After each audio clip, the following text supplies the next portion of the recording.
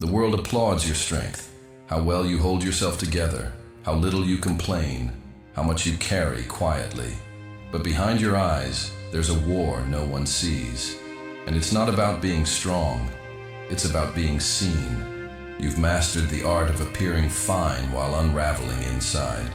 You've learned how to smile while slowly disappearing. Somewhere along the way, you got the message. Be strong or be nothing. So you became everything they needed, but forgot who you were in the process. You swallowed your softness like it was shameful. You hid your doubt like it was weakness. You wore certainty like a mask, even when you were breaking. And now, you're tired in ways you can't explain. Not just tired in your body, but in your soul. Because strength without self is just a performance. A role you play so well, you started to believe it was you. But tell me, when was the last time you felt safe enough to fall apart? To say, I don't know who I am anymore, without fearing the silence that would follow? When did being yourself become the most dangerous thing? The world taught you how to endure, how to push through, how to rise, but no one taught you how to return, to come back to that quiet, trembling part of you that doesn't want to be impressive, just real.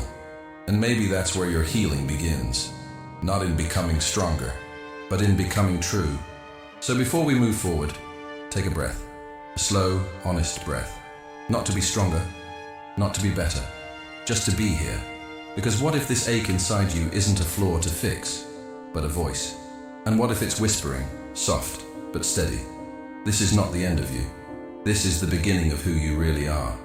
They told you to be strong, but no one told you how much of yourself you'd have to bury to survive. So you adapted, quietly, skillfully. You became what the world wanted to see. You put on the right tone. You held back the tears. You polished your sentences, trimmed your dreams, filtered your truth. Not out of malice, out of fear. Fear of being misunderstood. Fear of being too much. Fear that if they saw the real you, they'd leave. And so began the silent performance. You entered a theater without curtains. Every day, the spotlight hit your face and you smiled. Not because you felt joy, but because you had to be convincing. You didn't even notice when it happened. When the mask stopped being a choice and became your second skin. When pleasing others stopped being a strategy and became your identity. You learned to read a room before you read your own heart. You learned to protect their comfort over your truth. And somewhere in that exchange, you lost something sacred. Because pretending has a cost. Not just in exhaustion, but in distance from yourself. This is the prison no one talks about. Not the prison of failure. The prison of success built on self-abandonment. It's invisible, painless at first, but slowly it starts to hollow you out. You laugh at the right jokes. You nod at the right times. You say yes when your soul is screaming no. And when the day ends and the lights dim, you return home to a silence that feels less like peace and more like absence. Who is this version of you? Where did you go? You start to question, did they love me? Or did they love the version I gave them? And deeper still, what if I've never been loved? Not truly, because I've never truly been seen. That question, it cuts, because we all want to belong, but not at the price of vanishing. Still, you keep wearing the armor, not because it fits, but because taking it off feels like death. This is the paradox of self-denial. You wear the mask to feel accepted, but the longer you wear it, the more alone you become. And here's the quiet tragedy. They never asked you to be someone else. You just thought you had to be. You thought your softness was shame. Your doubts were danger. Your realness was a risk no one would take. So you edited yourself, made your voice smaller, made your needs invisible, and called it maturity. But tell me, what kind of maturity demands your disappearance? The Buddhist path reminds us, the self we defend isn't always the self we are, and most of our suffering comes not from who we are, but from who we pretend to be. So maybe it's time to pause, not to fix, not to perform, just to notice. Where am I living from fear instead of truth? Which parts of me have gone silent in order to survive? And what would it mean to stop performing, even for a moment? It might feel like weakness. It might feel like failure, but it's neither. It's the beginning of return. Because when the performance ends, what remains is you. Not the version you crafted, not the strength you rehearsed, but the real, trembling, tender, raw. And that version? That's the one that deserves love. That's the one that was never the problem. If you had the courage to drop the act for just one moment, what would you say? Write a comment as if no one's judging, no one's watching, just you, telling the truth your soul has been holding back. Some pain doesn't scream. It whispers. It lingers in your chest like a fog you can't name. It shows up in your silence, in your smile that doesn't reach your eyes, in the way you keep saying, "I'm fine," like a mantra you no longer believe. This is the pain that shaped you, not the loud, explosive kind, but the quiet weight that pressed against your spirit until you started to shrink around it. You didn't ask for this, but you adapted, because when you weren't allowed to feel, you learned how to hide. The child who wasn't heard became the adult who stopped speaking. The heart that was broken became the mind that overthinks. The person who was left behind became the one who never lets anyone get too close. This is not weakness, this is survival. But survival is not the same as living.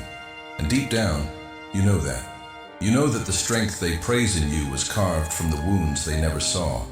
You know that the patience you show others comes from years of waiting for someone to notice your pain. And maybe that's what hurts the most. Not that you were broken, but that you had to break alone. In Buddhist experience, suffering is not an enemy. It's a teacher. It doesn't come to punish you. It comes to reveal the parts of you that were never allowed to be whole. The shame you carry. It isn't yours. It's inherited. The fear of not being enough. Planted in you by those who couldn't see their own worth. So you wear these wounds like skin, thinking they define you. But they don't. They shaped you, yes, but they don't own you. Your pain is not your identity. It's the echo of a moment that asked too much of you. A moment where love was absent, or presence was conditional, or silence felt safer than truth. And now you carry it. In your body, in your tone, in your timing. In the way you flinch when someone gets too close to your truth. In the way you hold your breath when you need to speak up. In the way you leave before you're left. But here's the quiet power in all this. What shaped you in silence can also awaken you. Because pain doesn't just hurt, it reveals. It strips away the stories. It shows you who you are beneath the coping. It asks, who would you be if you didn't have to protect yourself all the time? And that question, that's where healing begins. You see, the world taught you to fix your pain, to hide it, numb it, outrun it. But Buddhism teaches something different. Feel it, not to drown in it, but to witness it, to see where it leads when you stop resisting. Because beneath the ache is a truth. You were never broken, only buried. And maybe, just maybe, this pain is the crack through which your real self is trying to emerge. So don't rush to heal. Don't force the light. Sit with the shadow. Let it speak. Let it show you the map of where you've been, so you can finally understand where you are. This isn't the end. It's the remembering. The body remembers what the mind tries to forget. And sometimes, the tears you cry today are for the version of you that had no voice years ago. Let them come. Let them fall. Not as weakness, but as return. Letting go doesn't mean giving up. It doesn't mean being careless or cold or distant. It means releasing the weight that was never truly yours. You've held so much for so long. Expectations, roles, versions of yourself crafted in response to pain. You've built a life around being strong, but somewhere along the way, you forgot how to be free. And that's what letting go truly is. Not detachment in the sense of numbness, but in the sense of coming back to yourself without needing to perform, explain, or impress. The world told you, hold on, fight, push, but no one told you how heavy that would become. So here's a question. What would happen if you loosened your grip? What if you stopped trying so hard to be the reliable one? The one who always has it together? The one who never says enough? The one who carries what others won't? Letting go is terrifying when your identity was built around control, but it's also the doorway to something softer and more true. like a bird that's carried the same broken feather for years, forgetting that its wings were never meant to hold the past. You are allowed to set things down. The stories you tell yourself about who you need to be, the guilt that rises when you choose yourself, the fear that if you stop performing, no one will stay. You can release all of it, not all at once, not violently, but gently, like exhaling after holding your breath for years. Letting go is not abandonment, it's arrival. It's coming back into your body. It's feeling again the grief, the joy, the uncertainty. It's surrendering to the truth that you never had to be anything more than human. This is where Buddhism offers a radical truth. Freedom is not in adding, it's in unbecoming, unlearning, undoing, unfolding. Like a lotus that grows from the mud, not by striving, but by surrendering to the light that finds it. You don't have to try so hard. Let that sink in. You don't have to try so hard to be loved, to be worthy, to be seen. You already are. You already are. The more you let go of what you're not, the clearer your essence becomes. And the truth is, people feel it. Realness, presence, not perfection. It's not your strength that connects you to others. It's your honesty. It's the way your eyes soften when someone speaks their truth. It's the way you can hold space without fixing, without judging. That only happens when you've stopped pretending. So maybe the path isn't about adding more armor. Maybe it's about peeling it away, layer by layer, until all that remains is you, raw, messy, radiant. Not everyone will understand this version of you, but the ones who do will feel like home. Because the moment you let go of who you think you need to be, you create space for who you really are to arrive. And that self, that quiet, soft, clear self, that's the one you've been trying to protect all along. Now, it's time to set them free.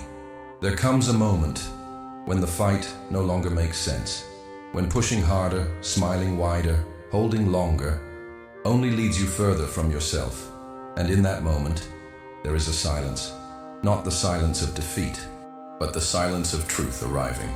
You stop running. Not because you're lost, but because you finally understand. You've been running from a self that never needed to be fixed, only seen. Surrender is not weakness. It's remembering that beneath the noise of who you're supposed to be, there's a stillness that has always known who you are. The world told you to do more, to be more, to prove yourself. But Buddhism whispers a different invitation. Come back. Come sit. Come be. Not to escape the world, but to finally meet it, without the armor. To walk through life with your bare feet touching the earth of your own being. Because healing isn't a task, it's a turning. A gentle turning toward what's already here. The breath, the body, the moment. Right now, this very second, you're alive. Not perfect, not whole, but real. And maybe for the first time in years. That's enough. You don't need to rebuild yourself from scratch. You don't need to chase some imagined version of peace. You just need to stop abandoning the one who's been here all along, watching quietly from behind your eyes. The one who felt everything, who held the grief, the longing, the quiet joy that never needed an audience. The one who waited for you to stop performing, to stop impressing, to stop trying, and just listen. Can you feel that? That small, steady pulse beneath the noise? That's you, the real you. The one untouched by roles or achievements. The one who doesn't need validation to exist. The one who's been whispering through your fatigue, through your breakdowns, through your longing. You don't need to fight to be loved. You only need to be. So maybe, just for today, you stop fixing, stop running, stop trying to be stronger than you feel, and you sit in this moment, as you are. Not because you've figured it all out, but because you're finally willing to feel what's true. That's the path. Not forward, not upward, but inward. Because in the stillness, something soft begins to return. Your breath, your body, your presence. You begin to see with quieter eyes. You begin to feel with fewer defenses. And what once felt like emptiness, now feels like space. Space to rest, to remember, to be. This is the silence that heals. Not because it gives answers, but because it gives permission. Permission to exist without explanation, to feel without performance, to live without apology. And maybe, just maybe, this silence is all you've been searching for. So ask yourself gently, what if you stopped running? Not because you're lost, but because you're already home. And what if all you need now is to stop fighting against the very person you've always been? Let this be the beginning.